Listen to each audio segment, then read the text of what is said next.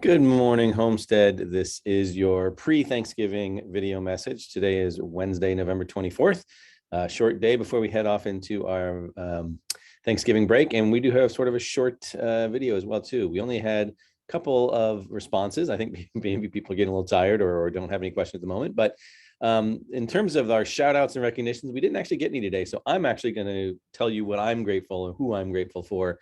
And so as part of this holiday season here. And so again, I want to give a big thanks out to the parents, especially those who sent in the 194 responses that we've been able to use on all these videos. So thank you for your participation in that. But all the parents in general, thank you for your support and your help over these last 2 years. It's been a very obviously challenging couple of years, but thank you for your support and for sticking with us. Again, I also want to thank the staff who've been working so very hard to try and make school as close to normal as possible, even though we know it's not quite there yet, but we're getting there. And again, I thank you for all their hard work. Again, another shout out to our cafeteria staff who are, have rolled with every single punch, have been on campus ever since campus closed last 2 years ago. And they are at the point now where they're feeding about 1,000 students every day, which is way more than they did pre-pandemic. So again, thank you for all the help there. Our custodial staff, who has just done an amazing job of keeping the campus clean, keeping it up and running, doing our HVAC systems, keeping us safe, that kind of thing. Thank you very much. Our mental health team, our school-based therapists, our school psychologists, our counselors, our teachers that are part of that team, our admin that are part of that team, just working to support students and staff in these definitely trying times. So again, thank you for all the hard work you've been doing. I also want to throw a shout out to our district office who have supported us all the time. They're behind the scenes, but they are there to give us what we need and to help solve problems. So I really appreciate their support. My admin team, who has worked super hard as well too. They were brand new. Most of it was a brand new team last year. We've been together now 2 years, and so they've been doing a great job. So again, thank you for all your support, and of course the students, because they make it all of this worthwhile. So again, thank you to everybody. Grateful for all of you, and hope you all have a wonderful Thanksgiving. Let's go to some other questions though. Oops, I think I skipped a thing. There you go. Questions and concerns. We had one, and so when I sent out the tutorial survey, which again, I hope that you all do. I realized I didn't put a link in here this time, but I'll send the link in the email blast. But one of the questions was, with school start time moving to 8:30, that's the new law, can we get rid of tutorial so we don't have to get out so late? The tutorial minutes, the time that kids are actually in there, count as instructional minutes. And so if we get rid of tutorial, we'd have to make the instructional periods longer, and we'd still be in school for the same amount of time. So it doesn't save us any part of time. So that doesn't help us. Because again, the concern is we don't want to get out as late as 4 o'clock, and we're trying to figure out so we can get out a little bit earlier than that. But it looks like, again, pushing start time a half hour means we're going to get out about a half hour later as well. But not only that, tutorial is a very important part of our instructional program and our intervention program. So it's a way for kids to get work done. It's a way for kids to connect with teachers. Again, we are looking for ways to improve it. And so, that's one of the ways we want to make sure we're getting the quality out of it that we need to. And so we appreciate everybody's responses. And again, if you are a parent and you haven't responded to our parent tutorial survey, please do so. Looking forward to that. We still have a bunch coming in from students, very few from parents. So, but please, we'd love to hear your opinion.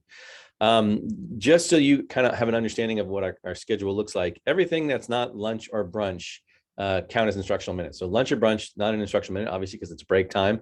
No learning is going on. Passing periods do count as instructional minutes. I know that sounds a little weird, but based on how they are, you have to be there from 1 minute to another. So again, you can't just have these super long passing periods. They won't allow that, but 5 to 10 minutes are okay. We have about 10 minutes of non-instructional time that's sort of built into the calendar right now in terms of time at lunch or time at brunch. We might be able to move things a little bit. So we're looking to see if we can't, when we're trying to figure out our new schedule, if we can't start or get the day ended by 3:45 or 3:50, which again, still sounds late, but again, we're going to try and roll with the punches and see what we can do here. So we cannot get rid of tutorial. We don't want to get rid of tutorial. And based on the staff and the student responses, they really do also not want us to get rid of tutorial. Finals are coming up. And again, I wanted to just throw out the calendar there, the schedule there. You can find this on our website. As I was just about to start recording this, I noticed there was a question about finals and why do we even have finals and what's the point of them?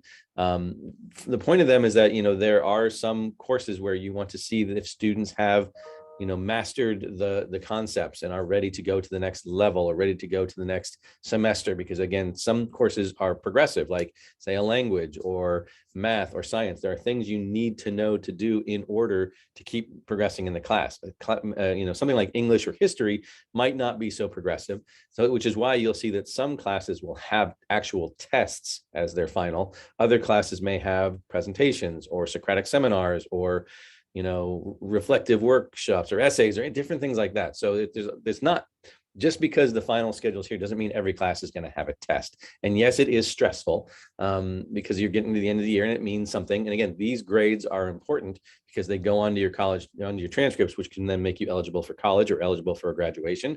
So we do want to make sure that kids are understanding and learning. We have to keep those standards moving forward. So that's why we do this. But again, going back to our final schedule here, as you can see, no final starts before 9 a.m.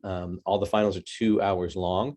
There are these enrichment periods that are voluntary. They're not mandatory. You don't have to go to them. Some teachers might be using them in certain ways for kids to make up tests or to make up work or to maybe even have extended time on some tests if you have that as part of your 504 IEP.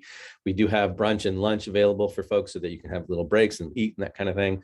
But this is what our schedule looks like. And again, Thursday is that last day of finals. There's only one final that day. And then there's no school for folks on Friday. And that brings us to our important dates. Like I said, this is going to be a short one because there was only 1 or 2 responses in there. Again, starting right now, our online book fair is going on. It goes till December 5th. So go jump on our website, go and find that, or look in our bulletin. We'll have links to that as well too.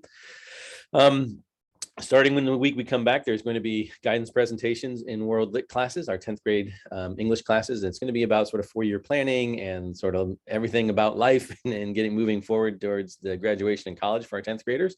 You'll also see there are several choir and music performances coming up. Those are their big performances. They're usually a lot of fun. So if you get a chance to go in there and hear the great work that our musicians and our teachers are doing, please do so. They're really awesome. We do have an advisory coming up, and note on this one, there was a date change. It was going to be the next week, but we realized that's the week before finals. We already have a tutorial that's going to be taken away because of the Winter Wonderland Rally, which you see there on the 10th. So we moved it to the 3rd so that it doesn't interfere with the getting prepared for finals. So self-efficacy is going to be our next one. And again, I'll provide the links for that after we've run the actual advisory, and you can sit there and chat with your kids about it and see if there's anything that might be helpful for you. We have our Spirit Week coming up, our last one for first semester, Winter Wonderland Spirit Week. That's the week of the 6th. And again, it culminates with the Winter Wonderland Rally on Friday the 10th. Then that rolls us right into finals. Then you just saw the final schedule a minute ago. Our winter formal is still planned and still going for the 16th. That's the night of Thursday. And then again, there's no school on the 17th, and you do not return to school until the 3rd of January. So that'll be our semester break at that point. Again, just want to wish all of our families, everybody, a happy Thanksgiving. Please stay safe. Please make sure that you have some fun and rest and relaxation. Most of all, keep yourself safe, and so that when you come back to school, you keep the rest of us safe too. But again, thank you to everybody who's made the most of these last 2 years. We appreciate your working with us, your patience, your understanding. Have a great vacation, a couple days here. Have a great holiday. Thank you and take care.